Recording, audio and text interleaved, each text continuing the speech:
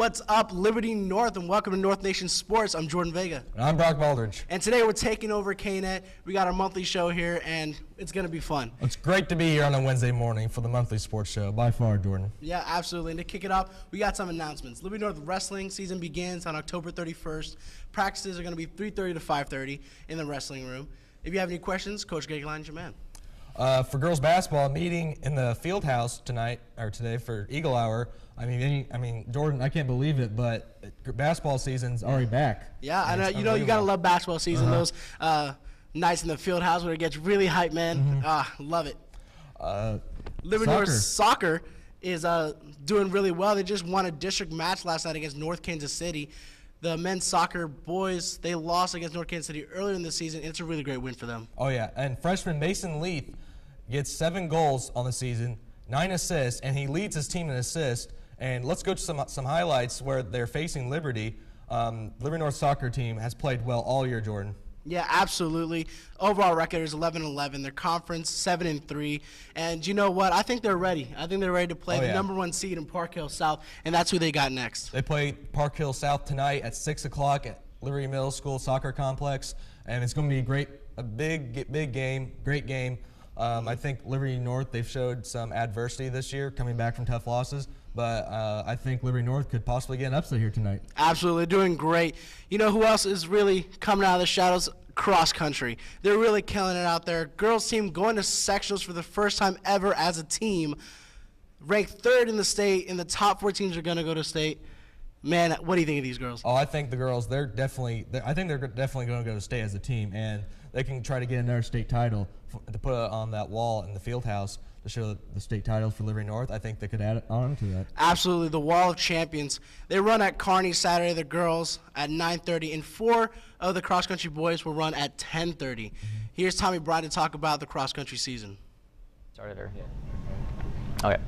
So this year we took our entire girls team because they did very well, and we took 4 boys. That's pretty good because last year we only took 2 boys and 2 girls, so our team's definitely better this year. We cut down the mileage a little bit. We definitely take it a little easier, but I mean, the training routine, we still have workout days this week, but we want to make sure we have fresh legs for the Saturday. It's like, how big is the race, I think. Yeah. So the race it's a pretty big race. We've got, I don't really know how many, but definitely over 100 people, I would guess. Definitely over 100 people, and the top 30 people are going to move on to state. So it's pretty intense. And then do you guys, does it get to you guys, or do you just... I mean, the stakes are definitely high for this race, but we really, we try not to let it get to us. It's just another race for us. That's how we treat it. And that was a great interview there of Tommy Bryant, and hopefully he can make those adjustments and finish out the cross-country season for the boys. Their season really strong. And by the way, the Liberty North soccer game is tomorrow night, not tonight. That was bad on our part. And now out to some national sports news with the NFL. Oh, boy. Really exciting start to the season. Got some great games. We got some great games this week. Cowboys, Eagles, even the Chiefs are playing this weekend against the Colts. Yeah. But let's go through the Cowboys-Eagles game. The Cowboys winning last week against the Green Bay Packers 30-16. Dak Prescott and Ezekiel Elliott playing off the best offensive line in football. As we see the highlights there, Prescott throwing to Ezekiel Elliott.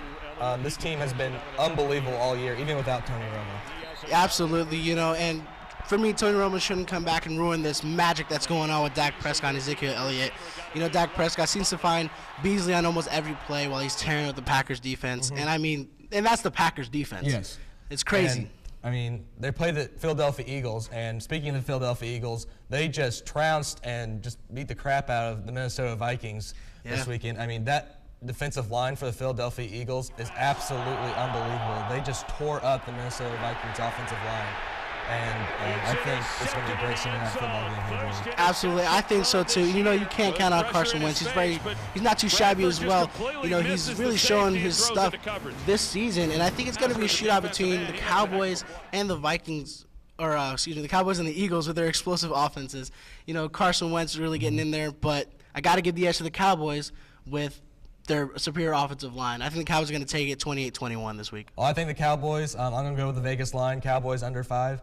I'm going to take the Cowboys 38-27. And if it gets in a shootout, I think the Cowboys will win. They have the best kicker in football, and they play inside in the Jerry Dome. And we'll all see it on Sunday Night Football. It's going to be a great game, Jordan. Absolutely. And speaking of football, Liberty North football is still going strong as well. You know, they play Staley this week after their great win against Oak Park last week, their blowout win. How do you think they're going to do, man? I think they're going to do well. I mean, they've had 2 blowout wins back-to-back against Columbia Hickman and Oak Park. They beat Columbia Hickman 47-12, and they beat Oak Park 42-6. And I think the players finally get some confidence now, and they can go in and they can try to beat Staley. In fact, they beat Staley 3 years ago in the second round of the playoffs at Staley. So, I mean, we could definitely see an upset for sure. Absolutely. And, you know, with the loss early in the season to Staley, you know, it's still fresh in this Liberty North players' minds. You know, I think they're definitely going to come out with the hardest hitting defense, you know, because that's really where their strengths are, to be honest. You know, with Taron Richardson, Michael Neisler on the opposite side of the ball, you can't really go wrong there. Trying to get that pass rush to distract the Staley's quarterback and put some pressure for him. Yeah. For sure. So good luck to Liberty North football. In other news, the Chicago Cubs in the World Series finally against the Cleveland Indians. And lost last night. And I had Cleveland winning this thing by 7 games. And we saw the Chicago Cubs last night. They broke the hearts of Cubs fans, at least for game 1. But, I mean, that's why they play at least 4. You have to win at least 4 times in the series, folks. So, yeah. I mean, it's going to be a great series for the rest of the way. But. Absolutely. I agree with you. You know, the Cubs, I think they still got a great chance in this series. You know, even if they, you know, somehow lose game 2, I think the Cubs really have, you know, one of the most talented teams in baseball they have right now. the best team in baseball for sure. I mean, the best hitting. I mean, they got outstanding pitching, and they have Jake Arrieta and Lance Hendricks pitching the next 2 games. Absolutely. So I think the Cubs will bounce back a little bit. But, I mean, this Cleveland team, they're on a mission. I mean, they are on a roll, and that's why I think Cleveland has played well so far in this series, and I think Cleveland will continue doing that, and they'll win the series in Game 7. Yeah, I got the Cubs winning in Game 7, however. And you know what? Back to the Future was only a year late, guys. Anyway, that's all for your show. I'm Jordan Vega. I'm Brock Baldridge. Signing off.